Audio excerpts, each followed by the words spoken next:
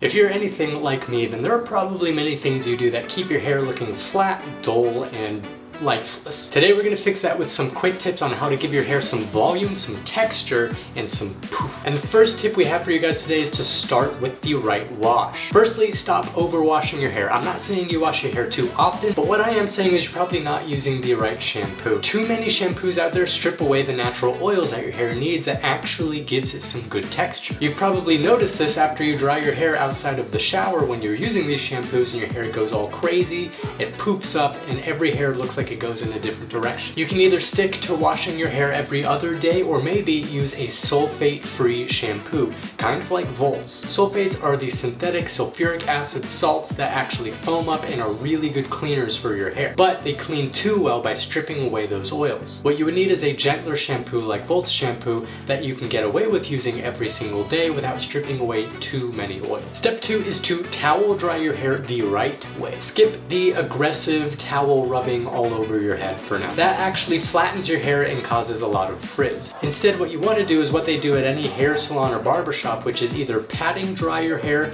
or scrunching your hair up when you dry it with a towel. This gives your hair a natural lift before you even style it, and drying it in this way helps keep that lift. Number 3 is going to be another cool tip that is actually starting to gain a lot of traction in terms of popularity, and that is using a good sea salt spray. Sea salt spray gives instant texture, volume, and grit to your hair without making it feel sticky or stiff. You want to spray it onto damp hair, especially at the roots, and then just kind of work it through with your fingers till you get a style that you enjoy. Sea salt will absorb the oil, add some natural grit, and give your hair that kind of beachy wave look that looks very natural. The best part about Volt sea salt spray is that it uses natural ingredients, so your hair feels naturally the way it would after a cool day at the beach. Tip number 4 makes a huge difference that I bet most of you guys out there aren't doing, and that is adding extra heat for more volume. If you want maximum lift and volume, you need to hit your hair with a blow dryer at about medium heat. Use your fingers to pull your hair upwards while you're drying. That way when it dries, it retains that general shape.